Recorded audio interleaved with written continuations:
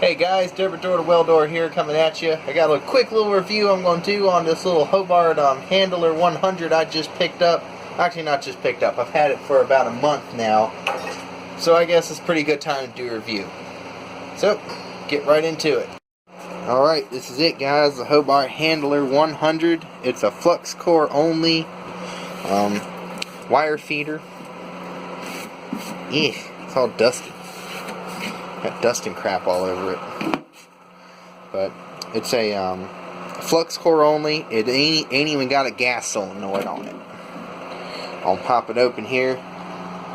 Take a look inside. It does take 10-pound spools. However, it is a pain in the butt to get the 10-pound spool in there. I'm not even going to take it apart. I'm just going to say it's a total pain in the butt to get a 10-pound spool to fit in there. And unfortunately, I didn't quite like it, but it is a plastic drive roll. But since it's flux core, I don't think I'm going to have too many problems with it, because I'm not, I ain't got that drive roll tension turned down to where I'm about to break the damn thing. I'm just pushing a little flux core through there. So one of the things I had to do straight out of the box with this thing to get it to feed a 10-pound spool was I had to cut this little tube right there. I don't know how well, I don't know if it can even be seen at all. There we go. Yeah, there we go. Now we can see a little tube right there. Had to cut that because it was way out here and it wouldn't even feed right. So I had to get a razor and cut that down short so it would feed into the drive roller like it's supposed to. Now, I've used this machine for a couple of jobs and it has been fantastic. I mean, just earlier we were welding on it while running the air conditioning unit on the same circuit. I mean, I can't even run my air conditioning unit and a chop saw on the same circuit or I'll have problems. But this right here, I mean, we're welding along just fine. We're running air conditioning, welding off it. I mean, pretty dang good. It's pretty good for, a cheesy little flux core machine. Now, we did use it for a job where we're up underneath a single wide trailer. It's all 1/8" frame. And this machine is rated to weld all the way up to 3/16. Alright, and we welded on some gussets and a few other things on this single wide trailer frame with this little machine. And it did just fine. And the trailer made it, its whole 52, 53 miles. So, can it cut the butter? Yes, it can. As long as you realize what it's made to do. It's made to weld 3/16 inch. And, I'm pretty sure it could weld a quarter if you really push it. But it's really only rated to weld 3/16 inch. So I'm using Lincoln NR211 wire. I really like that stuff. It works really well, and it works really well, especially on 110 machines. I find out, and I found out you can't just use any flux core. You got to be pretty picky about the flux core you use, because you just pick up whatever crap flux core in the Tractor Supply El Cheapo tool bin or Harbor Freight flux core. You're gonna have problems. You need to stick with the Hobart Brothers. Not Hobart from Tractor Supply, Hobart Brothers brand of flux core, or the Lincoln NR211 or NR212. Those are very, very good wires. So I'm going to get geared up here and we'll do a few welds of this thing so I can show y'all how it works. Exactly scientific testing of the machine. We got a piece of 1/8 inch here, which we're going to weld to the C channel, which I just measured. It is actually the flange right here is actually 3/16 inch. So I'm just going to run a bead right along here, weld it up, we'll check it out, see how it looks, and then we'll do some non-scientific destructive testing.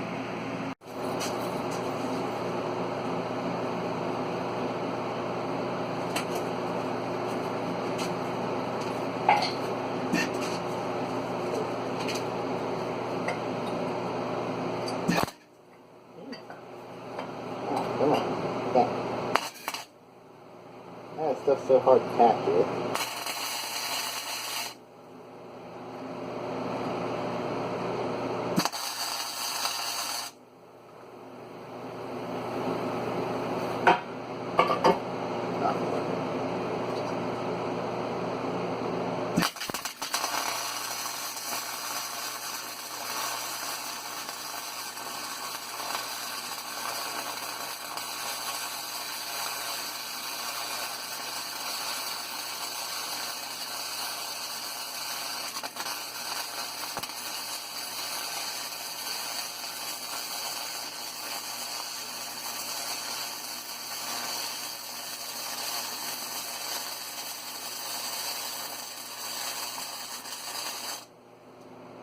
Alright, guys, that was called not having a very good ground.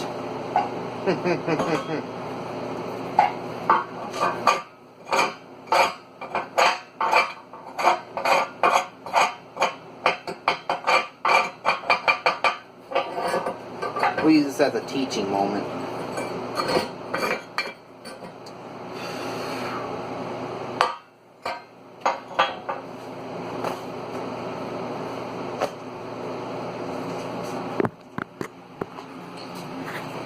So as you can see, it all turned out good except for that area I was having some trouble with the ground. We got some porosity. But, flip this thing over. I'm not burning myself. It didn't exactly melt all the way through. But I mean, it's not exactly necessary. I'm still going to wind up whacking it for hammer. I want to use the BFH and hit something. So, I'll tack this thing down and take the BFH to it and we'll see what happens.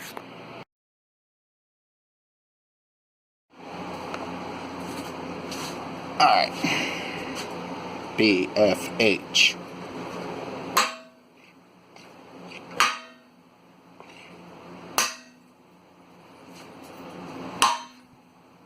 Try to hold the camera still when I swing. I don't have anywhere else to really put it.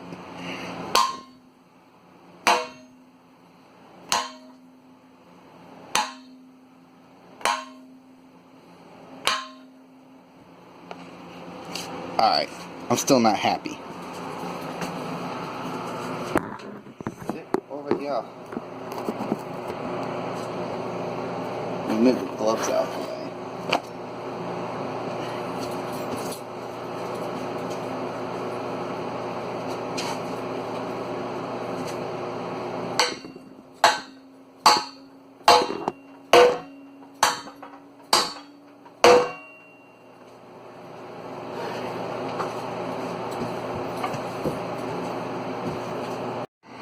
Alright, you really can't argue with this right here.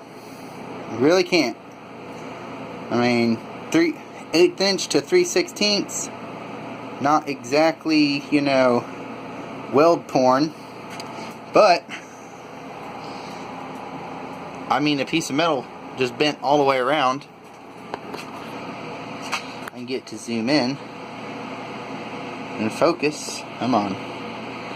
Focus. There we go. There's no cracking.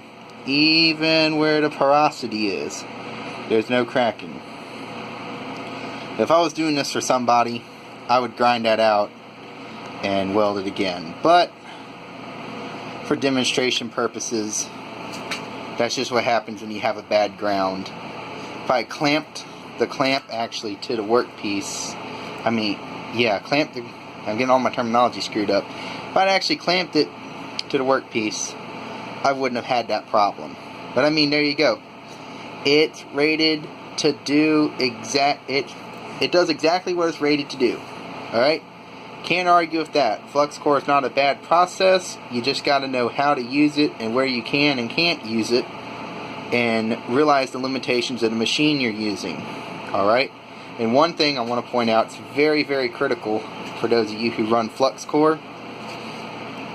You need to use about a 1/2 inch stick out while you're running flux core. 3/4 to 1/2 inch, 1/2 inch to 3/4 is what they recommend. If you get too close, you start getting problems. Alright? So, thank you guys for watching. Please be sure to like and subscribe. Y'all have a good day.